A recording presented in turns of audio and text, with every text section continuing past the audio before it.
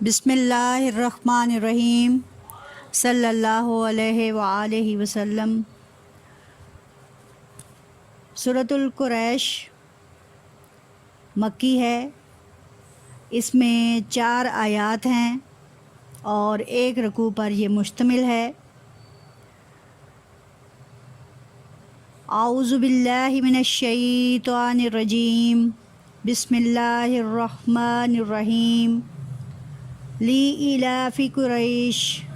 إلافهم رحلة الشتاء والصيف فليعبدوا رب هذا البيت الذي أطعمهم من جوع وآمنهم من خوف۔ صدق اللہ العظیم۔ لفظی ترجمہ: لیے، الافی الفت، محبت، عادت، انسیت، قریشن قریش، خاندان قریش۔ قریش کے مانوس کرنے کے لیے الافہم ان کی انسیت، رحلتا سفر کے لیے، رحلت الشتائی جاڑے کے سفر کے لیے، شتائی جاڑا سردی، والصیفی اور گرمی۔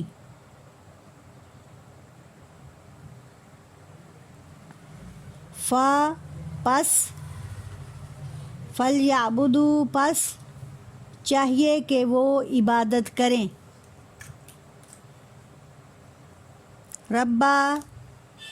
رب کی،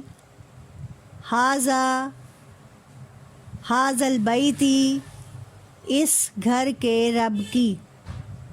پس چاہیے کہ وہ اس گھر کے رب کی عبادت کریں۔ الذی جس نے، اطعمہم انہیں کھانا دیا، من سے، جوعن بھوک میں، جس نے انہیں بھوک میں کھانا کھلایا، وآمنہم اور انہیں امن دیا، من سے، خوفن خوف سے، اور انہیں خوف کی حالت میں امن عطا فرمایا۔ اس سورت کا ایک نام الاف بھی ہے۔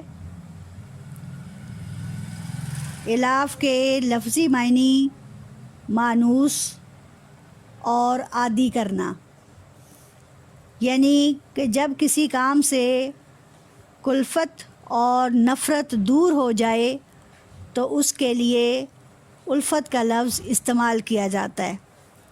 جیسے قرآن مجید میں اللہ تعالیٰ فرماتا ہے وَأَلَّفَ بَيْنَ قُلُوبِهِمْ، اور اللہ نے ان کے درمیان باہم محبت پیدا کر دی۔ قریشن، یہ خاندان قریش نبی کریم صلی اللہ علیہ وآلہ وسلم کا خاندان یقیناً پورے اہل مکہ میں سب سے زیادہ معزز، محترم اور عزت کے لائق خاندان قریش سب سے اعلیٰ و برتر، جس میں نبی کریم صلی اللہ علیہ وآلہ وسلم کی پیدائش ہوئی۔ اللہ تعالیٰ نے جن کے لیے نبی کریم صلی اللہ علیہ وآلہ وسلم کے خاندان پر پوری ایک صورت عطا فرما دی اور اس صورت میں کسی اور کو شریک نہیں کیا، صرف ان کی عادات اور ان کے معمولات کا ذکر کر کے ان سے اپنی خصوصی محبت کا اظہار فرمایا ہے۔ چونکہ قریش کی گزر بسر زیادہ تر سامان تجارت سے ہوتی تھی، اللہ تعالیٰ نے قریش کے لیے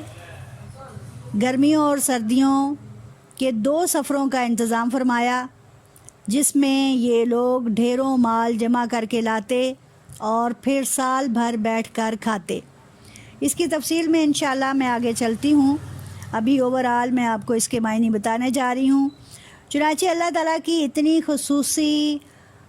کرم و عنایات کی وجہ سے اس بات کا تقاضا پیدا ہوتا تھا کہ وہ اللہ تعالیٰ کے اتنے احسانات کے نتیجے میں اللہ تعالیٰ کے گھر کی عبادت کریں، اور یقیناً اللہ تعالیٰ کا گھر حضرت آدم علیہ السلام سے جو اس بے آب و گیاں وادی میں بنا دیا گیا، جس کی بنیادوں کو از سر نو حضرت ابراہیم علیہ السلام اور حضرت اسماعیل علیہ السلام نے کھڑا کیا، اللہ کا ایسا گھر کہ جس کے لیے تمام مضافات سے لوگ آتے اور حاضری دیتے اور طواف کرتے۔ چنانچہ اہل قریش کو بھی اس چیز کی تاکید کی گئی کہ وہ اس گھر کے رب کی عبادت کریں اور عبادت کرنے کا حق ادا کر دیں۔ چنانچہ اللہ تعالیٰ نے انہی قریشیوں کے اندر رسول صلی اللہ علیہ وآلہ وسلم کو بھیجا۔ یقیناً یہ ان کی برکت تھی، ان کے بعثت کی برکت تھی، ان کی نبوت کی برکت تھی، ان کی اپنی ذات کی برکت تھی کہ اللہ تعالیٰ نے پوری دنیا میں روئے زمین پر سب سے معزز اور محترم علاقہ سعودی عرب، مکہ اور مدینہ کی سرزمین کو کر دیا، جس کی بنا پر آج بھی پوری دنیا کے مسلمان اسی خانہ کعبہ کی طرف منہ کر کے نماز ادا کرتے ہیں۔ یقیناً یہ نبی کریم صلی اللہ علیہ وآلہ وسلم کی رہتی دنیا تک برکت کا ہی باعث ہے کہ تمام اہل اسلام اپنا مرکز اور قبلہ خانہ کعبہ کو مانتے ہیں اور اللہ تعالیٰ کے حکم کے عین مطابق ہے۔ اسی طرح اللہ تعالیٰ فرماتا ہے کہ اللہ وہ ہے کہ جس نے انہیں بھوک میں کھلایا اور خوف میں انہیں امن عطا فرمایا۔ بھوک کیا کہ یہ بے آب و گیاں وادی میں کوئی کھیتی باڑی نہیں ہوتی تھی، مویشی نہیں رہتے تھے، اللہ تعالیٰ نے اس میں برکت ڈالی اور حضرت ابراہیم علیہ السلام کی دعا کے نتیجے میں یہاں 9 اقسام کے پھل اور کھانے کی چیزیں آتی اور آج تک یہ سلسلہ اسی طرح جاری ہے۔ پھر اللہ تعالیٰ نے اس علاقے کو خوف سے دور کیا، یعنی اس میں جذام کی بیماری کبھی نہ ہوگی، اہل مکہ میں سے کسی کو جذام کی بیماری نہ ہوئی۔ دوسرا یہ کہ انہیں جو سفر عطا کیے، چونکہ عام لوگ یا عام قبیلے کے لوگ جب تجارتی قافلے لے کر جاتے تو انہیں لوٹنے کا ہر وقت خدشہ رہتا تھا، ڈاکو انہیں لوٹ لیا کرتے تھے، لیکن اہل حرم یعنی کہ مکہ والوں کو اور خاص طور پر قریشیوں کے جتنے بھی قافلے جاتے تھے کوئی بھی ان سے تعرض نہ کرتا تھا، یعنی کہ ان کے قافلے نہ لوٹتا تھا۔ اس طرح یہ جو ان لوگوں کے سفر کا انداز ہے اور جو اللہ نے انہیں امن دے رکھا تھا، یقیناً وہ قابل تحسین ہے۔ چنانچہ اب میں آپ کو اس سورت کے لفظی اور بامحاورہ ترجمہ کے سمیت اس میں آنے والے چند اہم پوائنٹس جو ہیں وہ آپ کے سامنے رکھوں گی۔ لی یہاں پہ سبب کے طور پر یعنی کہ لیے استعمال ہوا ہے، اور لی اگر اس کو ہم جزائیہ طور پر لیں تو یہ حرف شرط ہے، یعنی کہ لی الافی قریشن یعنی قریش کے مانوس کرنے کے لیے، کہ قریش کو اللہ تعالیٰ نے ان موسموں سے مانوس کرنے کے لیے، ان کے اندر انسیت اور محبت پیدا کرنے کے لیے، یا دوسری طرف کہ کیا ہی محبت ہے قریش کی یا کیا ہی مانوسیت ہے قریش کی کہ اللہ تعالیٰ نے ان پر خاص کرم فرمایا۔ اللہ تعالیٰ کی بے شمار نعمتوں کی وجہ سے اللہ تعالیٰ نے قریش کو اس چیز کی تاکید فرمائی کہ وہ اللہ کے گھر کی حفاظت کریں۔ اب اس سے گزشتہ سورۃ الفیل میں اللہ تعالیٰ فرماتا ہے الم تر کیف فعل ربک علم تر کیف فعل ربک باصحاب الفیل، کیا آپ نے دیکھا کہ آپ کے رب نے اصحاب فیل کے ساتھ کیا کیا؟ اصحاب فیل یہ ایک عیسائی بادشاہ ابرہہ تھا جس نے خانہ کعبہ پر حملہ کرنے کا سوچا، تو حضرت عبد المطلب ان کے پاس پہنچے، کیونکہ ان لوگوں نے حضرت عبد المطلب کے مویشیوں کو پکڑ لیا تھا۔ چنانچہ حضرت عبد المطلب ابرہہ کے پاس پہنچے اور ان سے تقاضا کیا کہ میرے مویشی واپس کیے جائیں۔ ابرہہ اس بات پر بہت حیران ہوا کہ آپ کا خانہ کعبہ جس پر ہم حملہ کرنا چاہتے ہیں، آپ اسے بچانے کی بات نہیں کر رہے بلکہ صرف مویشیوں کے بچانے کی بات کر رہے ہیں۔ تو حضرت عبد المطلب نے جواب دیا کہ یہ مویشی میرے ہیں جو تم ہانک کر لے آئے ہو، چنانچہ یہ واپس کر دو۔ اب خانہ کعبہ جس پر تم حملہ کرنا چاہتے ہو، یہ جس کا گھر ہے وہ اسے خود بچا لے گا۔ یقیناً اللہ تعالیٰ نے خانہ کعبہ کو بچانے کا کام باعثاً عطا فرمایا اور اس کو اچھے طریقے سے اس کا انتظام فرمایا۔ ابرہہ اس بات پر حیران ہوا اور حضرت عبد المطلب کے مطالبے پر اس نے مویشی واپس کر دیے، لیکن خود اس نے خانہ کعبہ پر حملہ کر دیا۔ اس دوران اللہ تعالیٰ نے اپنے اس گھر کو بچانے کے لیے آسمان سے پرندے جن کا نام ابابیل تھا، ان کی چونچوں میں چونچوں میں پتھر دے کر سجیل دے کر بھیجا، جو کہ گولی کی طرح ان ہاتھیوں کے سر سے ہوتے ہوئے جسم اور جسم سے ہوتے ہوئے زمین میں مار کرتے تھے، اور جسم ہاتھیوں کا ایسا ہو جاتا تھا جیسے کھایا ہوا بھوسا، یعنی کہ بالکل خس کی طرح وہ بیٹھ جاتے تھے۔ چنانچہ صحاب فیل کے ذریعے، یعنی کہ جو ہاتھیوں پر حملہ کرنے، ہاتھیوں کے ذریعے حملہ کیا گیا، اس سے اللہ تعالیٰ نے انہیں عبرتناک سزا دی، جس کے نتیجے میں خانہ کعبہ پر خاص طور پر خاندان قریش کا رعب قائم ہو گیا، اور پورے مکہ والے اس وجہ سے قریشیوں کے رعب میں آ گئے کہ یہ چونکہ خانہ کعبہ کے متولی ہیں، اس کا انتظام سنبھالتے ہیں، چنانچہ دور سے آئے گئے حاجیوں کے پانی پلانے اور ان کے کھانے کا انتظام کرنا بھی ان کے ذمہ تھا، اور اس کے متولی بھی تھے۔ چنانچہ اس طریقے سے اللہ تعالیٰ نے قریشیوں کی دھاک باقی سارے اہل عرب پر ڈال دی، جس کا مقصد یہ تھا کہ آئندہ آنے والے حالات میں بھی اگر یہ اس بے آب و گیاں وادی یہ جو مکہ کی بے آب و گیاں وادی ہے، اس میں اگر یہ زندگی گزاریں تو گرمی اور سردی کے مطابق جو ان کے قافلے جائیں وہ بخیر و عافیت جائیں، اور اس میں کسی قسم کی لوٹ مار یا قتل و غارت گری نہ ہو۔ چنانچہ اب اسی کی طرف ہم چلتے ہیں۔ اس طرح اللہ تعالیٰ نے ان کی دھاک جو ہے وہ تمام اہل عرب پر بٹھا دی۔ یہ لفظ جو ہے قریش کا لفظ کرشن سے نکلا ہے، اور تکرشن کا معنی ہے کمائی کرنا، یعنی جمع کرنا۔ جیسے ہم کہہ سکتے ہیں کہ فلان یکرشو لأہلہ، کہ فلاں شخص کمائی کرتا ہے، یعنی اپنے اہل کے لیے کمائی کرتا ہے۔ قریش بھی تاجر تھے اور مال جمع کرتے تھے۔ حضرت معاویہ رضی اللہ تعالیٰ عنہ نے حضرت عبداللہ بن عباس رضی اللہ تعالیٰ عنہ سے قریش کی وجہ تسمیہ پوچھی، تو حضرت ابن عباس رضی اللہ تعالیٰ عنہ نے فرمایا کہ قریش ایک بہت بڑا دریائی جانور ہوتا ہے، یعنی انہوں نے اس کے لفظی معنی بتائے کہ قریش ایک بہت بڑا دریائی جانور ہوتا ہے، جس طرف سے اس کا گزر ہوتا ہے، اگر اس کے سامنے کوئی موٹا یا دبلا جانور آ جائے تو وہ اسے کھا لیتا ہے، مگر اس کو کوئی نہیں کھا سکتا، یعنی وہ سب پر غالب ہے اور اس پر کوئی غالب نہیں آ سکتا۔ اس کی ایک وجہ تسمیہ یہ بھی بتائی جاتی ہے کہ نضر بن کنانہ، یہ آپ صلی اللہ علیہ وسلم کے شجرہ میں سے ایک بزرگ، اپنے ایک کپڑے میں لپٹے ہوئے بیٹھے تھے کہ لوگوں نے کہا تکرشن، یا جب آپ اپنے لوگوں کے پاس آئے تو لوگوں نے کہا یہ تو قریش اونٹ ہے، یعنی کہ یہ ایک قوی اونٹ ہے، یہ بہت ہی طاقت والا اونٹ ہے، یہ تو حاجیوں کی حاجتیں پوری کرتا ہے۔ اسی طرح حضرت واصلہ بن اسقا کی ایک روایت ہے کہ آپ صلی اللہ علیہ وآلہ وسلم نے فرمایا، اولاد اسماعیل میں سے اللہ نے کنانہ کو چن لیا، اور بنی کنانہ میں سے قریش کو، اور قریش میں سے بنی ہاشم کو، اور بنی ہاشم میں سے مجھے منتخب فرما لیا۔ آپ سارے بچے جانتے ہیں کہ نبی کریم صلی اللہ علیہ وآلہ وسلم حضرت ابراہیم علیہ السلام کے بیٹے حضرت اسماعیل علیہ السلام کی نسل سے ہیں۔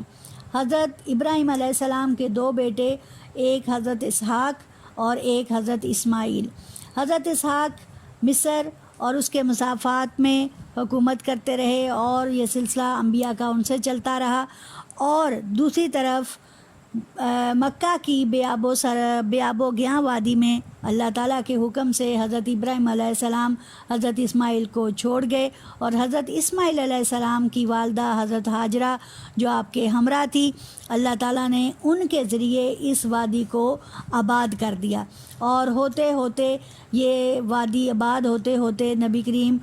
صلی اللہ علیہ وآلہ وسلم بھی انہی کی نسل میں سے نبی بنے۔ چنانچہ نبی کریم صلی اللہ علیہ وآلہ وسلم کی خصوصیت خاص یہ ہے کہ حضرت اسحاق کی اولاد میں سے بے شمار انبیاء ہوئے، لیکن حضرت اسماعیل علیہ السلام کی اولاد میں سے صرف نبی کریم صلی اللہ علیہ وآلہ وسلم کو نبوت عطا کی گئی، اور جن کی نبوت 1,24,000 پیغمبروں پر ثابت ہو چکی تھی، اعلیٰ و مقرب، اعلیٰ و بہترین، یعنی کہ ان کے پائے کا کوئی اور نبی نہ ہو سکا، اور اللہ کے محبوب ترین نبی اور آخری نبی ہونے کا شرف یقیناً نبی کریم صلی اللہ علیہ وآلہ وسلم کو ملا، اور حضرت نبی محمد صلی اللہ علیہ وآلہ وسلم کی نبوت بھی یقیناً سب سے پہلے، اور آپ کا وجود، آپ کا ظہور سب سے آخر میں۔ ایک مرتبہ ایسے ہی حضرت ابو ہریرہ رضی اللہ تعالیٰ عنہ نے آپ صلی اللہ علیہ وآلہ وسلم سے پوچھا، یا رسول اللہ صلی اللہ علیہ وآلہ وسلم، یہ تو بتائیے کہ آپ کو نبوت کب ملی؟ تو نبی کریم صلی اللہ علیہ وآلہ وسلم نے فرمایا، اے ابو ہریرہ، مجھے نبوت اس وقت عطا کر دی گئی تھی جب ابھی حضرت آدم علیہ السلام کی مٹی گوندھی جا رہی تھی، اور وہ گوندنے کے درمیان اور گارے کے درمیان تھی کہ اللہ تعالیٰ نے مجھے نبی بنا دیا۔ ماشاء اللہ، سبحان اللہ، کیا شان ہے! اسی نبی کی شان کی بدولت یقیناً اہل مکہ کو، اور اہل مکہ میں سے یقیناً قریش کو جو عزت نصیب ہوئی وہ کسی اور کو حاصل نہ ہو سکی۔ اسی طرح اللہ تعالیٰ قرآن مجید میں فرماتا ہے، وَأَنذِرْ عَشِيرَتَكَ الْأَقْرَبِينَ، پس نبی کریم صلی اللہ علیہ وآلہ وسلم اپنے قریبی رشتہ داروں کو ڈرائیے۔ یعنی یہاں نبوت کا سلسلہ جب شروع ہوا تو اللہ تعالیٰ نے سب سے پہلے آپ صلی اللہ علیہ وآلہ وسلم کو حکم دیا کہ وہ اپنے قریبی رشتہ داروں کو اس کی دعوت دیں۔ چنانچہ اللہ تعالیٰ نے قریش کو 7 خصوصیات کی وجہ سے فضیلت عطا فرمائی۔ وہ خصوصیات بذریعہ تفسیر ابن کثیر میں مذکور ہیں۔ نمبر 1، میں ان میں پیدا ہوا، یعنی قریشیوں کی فضیلت کی ایک وجہ کیا ہے کہ میں ان میں پیدا ہوا۔ نبی کریم صلی اللہ علیہ وآلہ وسلم کا ظہور ان میں ہوا کہ وہ حضرت عبد المطلب کے بیٹے حضرت عبداللہ اور بی بی آمنہ کے لخت جگر ان میں پیدا ہوئے، اور نبی کریم صلی اللہ علیہ وآلہ وسلم جب 40 سال کے ہوئے تو آپ کو نبوت عطا کر دی گئی۔ نمبر 2، نبوت ان میں ہوئی، یعنی کہ پورے اہل مکہ اور اہل عرب میں سے اگر نبوت کا اعزاز کسی کو حاصل ہوا تو وہ قریش کے بیٹے حضرت محمد صلی اللہ علیہ وآلہ وسلم کو ہوا۔ نمبر 3، کعبہ کی دربانی، یعنی کہ اس سے پہلے بھی جب نبی کریم صلی اللہ علیہ وآلہ وسلم کی نبوت ابھی نہیں ہوئی تھی کہ نبی کریم صلی اللہ علیہ وآلہ وسلم کے دادا پردادا بلکہ اس سے بھی آگے نسلوں تک کعبے کی دربانی آپ کرتے چلے آ رہے تھے۔ آپ کے دادا پردادا اور بنی ہاشم میں خاص طور پر ان کو فضیلت حاصل تھی کہ وہ کعبہ کے متولی رہے۔ نمبر 4، حاجیوں کو پانی پلانے کی خدمت بھی اسی قبیلے کو نصیب ہوئی، اسی خاندان کو نصیب ہوئی۔ نمبر 6، اصحاب فیل پر ان کو کامیابی عطا ہوئی، جیسے میں نے شروع میں ذکر کیا کہ اصحاب فیل کو شکست دے کر انہیں ذلت سے دوچار کرنے کا مقصد قریش کی ہیبت اور قریش کا رعب اور ان کی عزت کو دوسرے لوگوں پر ثابت کرنا تھا۔ نمبر 6، 10 برس تک سوائے قریشیوں کے کسی نے اللہ کی عبادت نہیں کی، یعنی کہ جب نبی کریم صلی اللہ علیہ وآلہ وسلم نے نبوت کا آغاز ہوا تو آپ صلی اللہ علیہ وآلہ وسلم کی تبلیغ کے نتیجے میں جن لوگوں نے اسلام قبول کیا وہ تمام کے تمام قریشی تھے، اور 10 سال تک وہی اللہ کی عبادت کرتے رہے۔ جیسے ہی آپ صلی اللہ علیہ وآلہ وسلم سے سنا تو اس کی جس طرح کہ حضرت ابو بکر صدیق کے قبولیت اسلام کو آپ دیکھیں تو حضرت ابو بکر صدیق نے کسی سے پوچھا نہیں کہ مجھے بتاؤ کہ محمد صلی اللہ علیہ وآلہ وسلم کیسے ہیں کہ میں ان پر ایمان لاؤں کہ نہ لاؤں، بلکہ آپ صلی اللہ علیہ وآلہ وسلم کی شخصیت اور ہستی کو حضرت ابو بکر صدیق پہلے سے ہی خوب اچھی طرح جانتے تھے، اور وہ کہتے تھے، ان میں وہ گمان رکھتے تھے کہ اگر کبھی دنیا میں کوئی نبی ہوا، یا جیسے پچھلی کتابوں میں موجود ہے کہ تورات اور انجیل میں، تو یقیناً نبی اگر ہوا تو وہ محمد صلی اللہ علیہ وآلہ وسلم ہی ہوں گے۔ اور یقیناً جیسے ہی آپ صلی اللہ علیہ وآلہ وسلم نے اپنی نبوت کا ذکر کیا تو فوراً حضرت ابو بکر صدیق نے اسلام قبول کر لیا، اور یہ شرف آپ کو بلا چون و چرا حاصل ہے کہ آپ نے کوئی حجت پیش نہیں کی۔ اسی طرح آپ کی زوجہ حضرت خدیجہ رضی اللہ تعالی عنہ، انہوں نے بھی بغیر پوچھے ہی فوراً اللہ تعالیٰ کی اس نبوت کو، نبی کریم صلی اللہ علیہ وسلم کی نبوت کو اور اللہ کی وحدانیت کا اقرار کیا۔ اسی طرح حضرت زید بن حارث اور حضرت علی رضی اللہ تعالی عنہما، ان دونوں نے بھی اسی طرح بغیر کسی لاجک کے فوراً اس کو قبول کیا، اور پھر قبول کرنے والے لوگوں کی ایک بڑی تعداد یہی کہ جو قریشیوں میں سے تھی، اور انہیں ہی عبادت کرنے کا شرف حاصل ہوا۔ نمبر 7، قرآن میں قریش کے متعلق ایک صورت نازل ہوئی جس میں ان کے علاوہ کسی اور کا ذکر نہیں ملتا، یعنی کہ اس میں قریش کو اللہ تعالیٰ نے ہر طرح کی بلٹ پروف کر دیا، یعنی یوں سمجھیں کہ ان پر نہ تو تباہی آ سکتی ہے، نہ ہی بربادی کا ہی کوئی خوف ہے، بلکہ انہیں بھوک اور خوف کی حالت میں امن عطا فرمایا، اور انہیں انواع و اقسام کا رزق عطا فرمایا۔ حضرت ابراہیم علیہ السلام کی دعا یقیناً اللہ تعالیٰ نے اہل عرب کے لیے جو مانگی، جو اہل مکہ کے لیے مانگی، اس میں نبی کریم صلی اللہ علیہ وآلہ وسلم کا ظہور ہوا، اور نبی کریم صلی اللہ علیہ وآلہ وسلم کے ظہور کے لیے بھی حضرت ابراہیم علیہ السلام نے دعا مانگی کہ یا اللہ ان میں ایک ایسا رسول بھیج جو انہی میں سے ہو، جو انہیں کتاب و علم کی، کتاب و حکمت کی تعلیم دے اور انہیں پاک کر دے۔ یقیناً ان پاک کرنے والوں کے لیے پھر اس وادی کے مطابق، یہاں کے لوگوں کے ماحول کے مطابق اور ان کے کھانے پینے کے انتظام کے لیے نبی برحق نے، حضرت ابراہیم علیہ السلام نے دعا فرمائی اور فرمایا رب اجعل ھذا بلد آمنا وارزق اہلہ من الثمرات، یعنی اے رب اس گھر کو، اس شہر کو امن والا بنا دے اور اس کے رہنے والوں کو مختلف اقسام کے پھلوں اور چیزوں سے رزق عطا فرما۔ یقیناً یہ ان کی دعا کی برکت اور اس شہر میں ان کی برکت ہی تھی کہ اس شہر میں کبھی کوئی بربادی اور تباہی نہیں ہوئی۔ اور مصیبت کے وقت اگر ہم اس صورت کو پڑھیں، برائی اور بدامنی کی حالت میں پڑھیں اور کسی بھی قسم کی تکلیف میں پڑھیں تو انشاءاللہ اس صورت کے پڑھنے والے کو اللہ تعالیٰ ہر قسم کے شر سے محفوظ رکھے گا۔ اب آپ آ جائیں کہ ہم اہل قریش کو قریش کے مانوس کرنے کے لیے اللہ تعالیٰ نے جن 2 سفروں کا انتظام کیا وہ کون سے تھے۔ میں نے آپ کو بتایا کہ ان دونوں کا ان کا گزر بسر جو ہے ان کی تجارت پر تھا، اور وہ سردیوں میں سال میں 2 مرتبہ ان کا تجارتی قافلہ باہر جاتا اور وہاں سے اشیاء تجارت لاتا تھا۔ سردیوں میں یمن جو کہ گرم علاقہ تھا، اور گرمیوں میں شام کی طرف جو کہ ٹھنڈا علاقہ تھا۔ خانہ کعبہ کے خدمت گزار ہونے کی وجہ سے تمام اہل عرب ان کی عزت کرتے تھے، اس لیے ان کے قافلے بلا روک و ٹوک سفر کرتے، اور یقیناً اصحاب فیل کا جیسے میں نے آپ کو بتایا۔ اور اس سفر کے دوران ہوتا کیا تھا کہ اگر کسی اور کا کوئی قافلہ ملک عرب سے چلتا تھا تو وہ کبھی بھی محفوظ نہیں رہا تھا، اکثر اوقات قافلے لوٹ لیے جاتے تھے، ان کے لوگوں کو قتل کر دیا جاتا تھا، اور دولت سمیٹ کر ڈاکو لٹیرے اپنے ٹھکانوں پر جا بیٹھتے تھے، لیکن اللہ تعالیٰ نے خاص طور پر اہل حرم اور مکہ میں سے اہل مکہ کو اور خاص طور پر قریش کو ان کی لوٹ گھسیٹ سے بچایا اور ان کے قافلوں کو محفوظ بنایا، اور کسی کی جرت نہ ہوتی تھی کہ اگر پتہ چلتا کہ یہ قریش کا قافلہ ہے تو اسے لوٹ لیا جائے۔ جیسے آپ دیکھیں کہ غزوہ بدر کا ایک سبب جو تھا وہ ابو سفیان کا تجارتی قافلہ تھا جو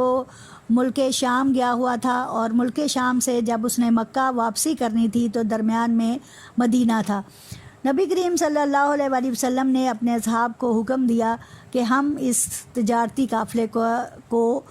اپنے قبضے میں لے لیتے ہیں، چونکہ یہ ہمارے سرحدوں پر مویشیوں کو بہت نقصان پہنچاتے ہیں، چنانچہ ان کو بھی اب منہ توڑ جواب دینا پڑے گا۔ لیکن اللہ تعالیٰ کا حکم کچھ اور تھا۔ اللہ تعالیٰ نے اس دوران ابو سفیان نے اپنا ایک قاصد مکہ بھیجا، جس نے 1000 کا لشکر تیار کر کے مسلمانوں سے نبرد آزما ہونے کے لیے، برسر پیکار آنے کے لیے 1000 کا لشکر تیار کیا۔ چنانچہ اس نے بدر کے مقام پر پڑاؤ ڈالا، اور یوں مسلمانوں کی اور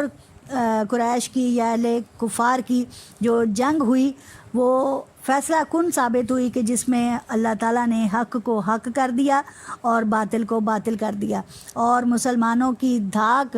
چونکہ قریشیوں میں سے بھی نبی کریم صلی اللہ علیہ وآلہ وسلم کی دھاک سب سے زیادہ تھی، چنانچہ ان کی دھاک تمام اہل عرب پر بٹھا دی۔ چنانچہ ان دونوں سفروں کے دوران انہیں محفوظ رکھا۔ پھر اگلی آیت میں آپ دیکھیے، الافہم رحلۃ الشتاء والصیف، یعنی ان میں مانوسیت پیدا کر دی اس سفر کی جو کہ سردی کے موسم میں ہوتا تھا، والصیفی، اور جو گرمی کے موسم میں ہوتا تھا، اور 2 تجارتیں یہ کرتے تھے، اور ان دونوں تجارتوں سے انہیں اتنا پیسہ اکٹھا کر لیتے تھے، اتنا مال جمع کر لیتے تھے کہ جو انہیں سال بھر کے لیے کافی ہوتا تھا۔ چنانچہ ان کے اللہ تعالیٰ کے ان احسانات کا تقاضا یہی تھا، ان احسانات کا چکانے کا یہی حل تھا کہ فَلْيَعْبُدُوا رَبَّ هَٰذَا الْبَيْتِ، کے پاس چاہیے کہ تم عبادت کرو اس گھر کے رب کی۔ چنانچہ فا لفظ جو ہے اس کو ہم جزا کے طور پر لیں تو یہ حرف جزا ہے، حرف شرط ہے، یعنی کہ چونکہ ہم نے تمہارے ساتھ اتنا اچھا سلوک کیا ہے، تمہیں گرمی اور سردی میں محفوظ قافلے دیے ہیں جن سے تم نے دولت جمع کی ہے، چنانچہ اب تمہارا فرض کیا بنتا ہے؟ شرط یہ ہے کہ تم میرے گھر کی، یعنی اللہ کے اس گھر کی عبادت کرو۔ چنانچہ ان لوگوں نے اپنے تئیں جو وہ عبادت کر سکتے تھے وہ کی، اور اہل قریش یقیناً متولی تھے، عبادت بھی کرتے تھے، لیکن کفار میں عبادت کے کچھ ایسے غلط طریقے جاری ہو چکے ہوئے تھے جس کو اسلام کے آنے کے بعد نبی کریم صلی اللہ علیہ وآلہ وسلم نے ان تمام برائیوں اور غلط طریقوں کی بیخ-کنی فرمائی، اور ان کے جو 365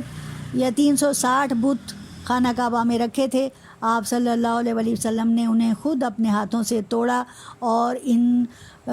بتوں کی پوجا سے لوگوں کو روکا اور ایک اللہ کی عبادت کی طرف مبذول کیا۔ یقیناً پھر اس کے بعد جو حضرت ابراہیم علیہ السلام کے دور میں جو وہ حج کے طریقے اختیار کرتے تھے وہ اللہ تعالیٰ نے دوبارہ سے اثر نو دین محمد صلی اللہ علیہ وآلہ وسلم میں رکھ دیے۔ یقیناً اسی لیے دین محمدی صلی اللہ علیہ وآلہ وسلم کو دین ابراہیمی کا نام بھی دیا جاتا ہے۔ چنانچہ اس چیز کا کہ وہ اللہ تعالیٰ کے گھر کی عبادت کریں، اور یقیناً انہوں نے عبادت کی، اور بعد میں آپ صلی اللہ علیہ وآلہ وسلم کے ماننے والوں نے تو عبادت کرنے کا حق ادا فرما دیا۔ اس کے بعد یہ کہ الذی اطعمہم، کہ وہ اللہ تو وہ ہے کہ جس نے تمہیں کھانا کھلایا، من جوع، بھوک میں، یعنی کہ آپ کو میں نے شروع میں بتایا کہ بھوک پیاس بے آب و گیا وادی، جہاں نہ پانی تھا نہ کوئی سرسبزہ تھا، جہاں زندگی گزارنا بہت مشکل تھا، جہاں حضرت ابراہیم کی زوجہ حضرت ہاجرہ نے صفا اور مروہ کے درمیان سعی کی، یہاں ان کے بیٹے حضرت اسماعیل علیہ السلام کے پاؤں لگنے سے جو چشمہ پھوٹا آب زمزم، یقیناً اس کے بعد یہاں پانی نکلا اور لوگ قافلے در قافلے یہاں رکنا شروع ہوئے، اور اس طرح اللہ تعالیٰ نے اس علاقے کو آباد فرما دیا، اور یقیناً یہ وہ بھوک اور پیاس اور قحط ہو سکتا تھا اگر یہاں پانی نہ ہوتا تو اللہ تعالیٰ نے اس کو آباد کرنے کے لیے بہترین انتظامات فرما دیے، اور بعد میں جیسے میں نے ابھی آپ کو بتایا کہ حضرت ابراہیم علیہ السلام کی دعا کے نتیجے میں آج بھی انواع و اقسام کی چیزیں اور پھل جو اس علاقے میں میسر ہوتے ہیں، یوں سمجھے کہ پوری دنیا سے اعلیٰ ترین پھل، سبزیاں اور چیزیں خانہ کعبہ میں یعنی کہ مکہ مکرمہ میں پہنچ جاتی ہیں۔ پھر اللہ تعالیٰ کا ایک اور احسان ان پر کیا ہے کہ آمانہم من خوف، کہ اللہ تعالیٰ نے انہیں خوف سے امان دیا ہے، امن میں رکھا ہے۔ اور وہ خوف کیا ہے کہ ان پر کوئی ایسا وبائی مرض خاص طور پہ اس وقت جو تھا جذام تھا، اس سے اللہ تعالیٰ نے انہیں بچایا۔ اور سورۃ الانفال میں اللہ تعالیٰ فرماتا ہے کہ اے نبی صلی اللہ علیہ وآلہ وسلم، یہ قریش یا کفار یا منافقین آپ سے اس علاقے میں آپ پر عذاب کا تقاضا کرتے ہیں، طلب کرتے ہیں کہ اللہ اگر تو اپنی طرف سے حق ہے تو پھر ہم پر آسمان سے بارش کی صورت میں پتھر برسا۔ تو اللہ تعالیٰ فرماتا ہے کہ میں ان پر عذاب کیسے بھیج سکتا ہوں جب کہ آپ ان کے اندر موجود ہیں، جب کہ اس میں استغفار کرنے والے لوگ موجود ہیں۔ یقیناً نبی کریم صلی اللہ علیہ وآلہ وسلم کی ذات کی برکت سے اللہ تعالیٰ نے اس علاقے کو ہر قسم کے خوف سے امن عطا فرمایا، اور یقیناً اس صورت کے پڑھنے والوں کو بھی اللہ تعالیٰ ہر قسم کا امن عطا فرمائے گا۔ اس لیے کثرت سے یہ چھوٹی صورتیں ہیں، آپ ان کو پڑھا کیجئے، اور قرآن مجید میں خاص طور پہ نماز کے اندر آخری 10 صورتیں، 10 سے 12 صورتیں اگر آپ یاد کر لیں اور ان کو بالترتیب پڑھیں تو انشاءاللہ آپ کی نماز میں اللہ تعالیٰ زیادہ خضوع و خشوع بھی پیدا کرے گا، اور ایک ترتیب کی وجہ سے نماز میں حسن بھی پیدا ہوگا۔ اپنا اور اپنوں کا بہت خیال رکھیے۔ وآخر دعوانا الحمدللہ رب العالمین۔